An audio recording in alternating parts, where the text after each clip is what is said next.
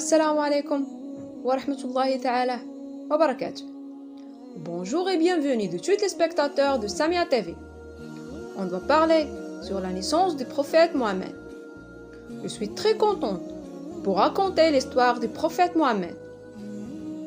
Lorsque, en entendant son nom, nous disons tout de suite Sallallahu alayhi wa sallam. Cette expression arabe que nous disons à chaque fois qu'on cite le nom du prophète Mohammed. Cette expression veut dire que la paix et la bénédiction d'Allah soient sur lui. Qui est la meilleure personne à suivre dans notre vie? Bien sûr, c'est le prophète Mohammed sallallahu alayhi wa sallam. Allah l'a choisi pour nous guider à adorer uniquement notre Créateur et pour nous enseigner ce qui est permis et ce qui est interdit. Allah a choisi le prophète Mohammed sallallahu alayhi wa sallam pour nous enseigner les humeurs et les bonnes actions et pour nous enseigner la religion d'Allah qui est l'islam. En fait, celui qui aime le prophète Mohammed sallallahu alayhi wa sallam et suit les paroles d'Allah que le prophète nous les a enseignées d'Allah, l'aime et tu le feras entrer au paradis, al-Jannah. Vous savez le paradis? Le paradis est le plus beau endroit où nous trouverons tout ce que nous souhaitons. Le paradis est parfaitement plus beau que nous pouvons imaginer. Depuis longtemps, le prophète Ibrahim, paix sur lui, construisait la Kaaba avec son fils Ismaïl. En construisant la Kaaba, le prophète Ibrahim a invoqué Allah d'envoyer un message aux gens pour les guider à adorer uniquement Allah et pour leur faire connaître les bons et les mauvaises actions et qui les guidait à devenir des meilleures personnes. Allah a exaucé ses invocations et a envoyé le prophète Mohammed sallallahu alayhi wa sallam pour transmettre le message d'Allah à tout le monde. Savez-vous que le prophète Mohammed est né?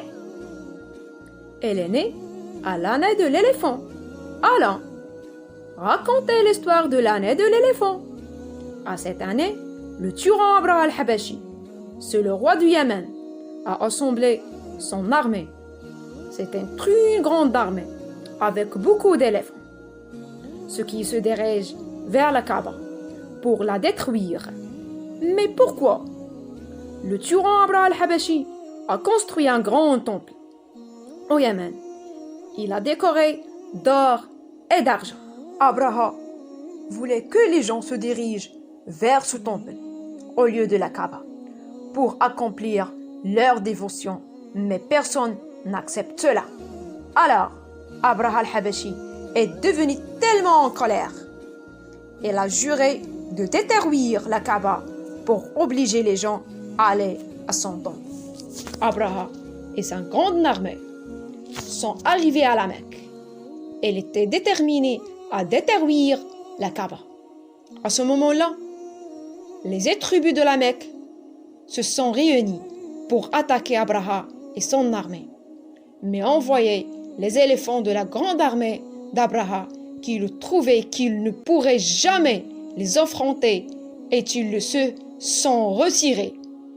Cependant, Abdul Muttalib, c'est le grand-père du prophète Mohammed sallallahu alayhi wa sallam. C'était le chef de la tribu de Quraysh. Abdul Muttalib a conseillé les gens de la Mecque de se diriger vers le mont de la Mecque pour invoquer Allah de leur guider et aider. Ensuite, Abdul Muttalib est allé pour rencontrer Abraha et tu lui as dit Allah va protéger sa maison sacrée.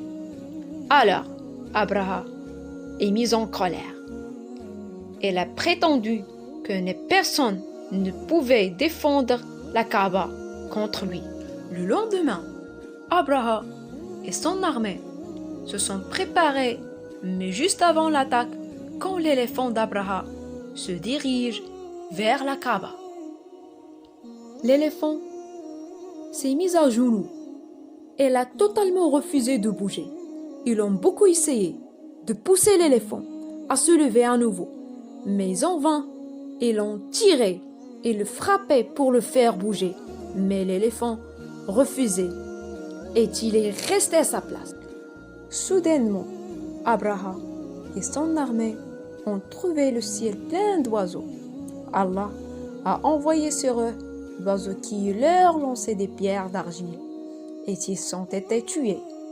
Abraha et la plupart de son armée ont été tués, tandis que ceux qui ont survécu et se sont retournés à leur peuple. Et leur ont informé que le tyran Abraha est mort et ils leur ont raconté ce qui s'était passé. Abdul Muttalib et les gens de la Mecque ont remercié Allah. Cette année, on l'appelle l'année de l'éléphant, à laquelle le prophète Mohammed sallallahu alayhi wa sallam est né. Vous connaissez le nom du père du prophète Mohammed sallallahu alayhi wa sallam? C'est Abdullah ibn Abdul Muttalib.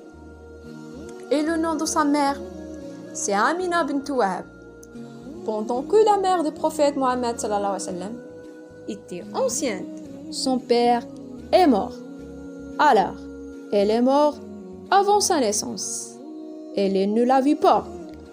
Quand le prophète Mohammed sallallahu alayhi wa sallam venait d'être né, sa mère, Amina bint Wahab, a appelé son grand-père, Abdul Muttalib, qui l'a trouvé un très bel enfant. La mère du prophète Mohammed sallallahu alayhi wa sallam a raconté au grand-père qu'elle voyait un très bon rêve. Quand elle était enceinte, elle voyait une lumière qui sortait de son corps et qui illumine le monde entier. Son grand-père était donc très content. Elle a senti qu'il sera un enfant imminent qui va enseigner tout le monde et rendra les gens voir toutes les choses claires comme la lumière. Sa grand-père a dit « Je vais l'appeler Mohammed ». Les gens lui ont demandé « Pourquoi tu as choisi ce nom ?»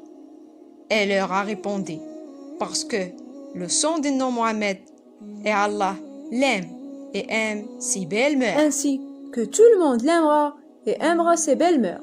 Mais le prophète Mohammed sallallahu alayhi wa sallam ne restera pas avec sa famille.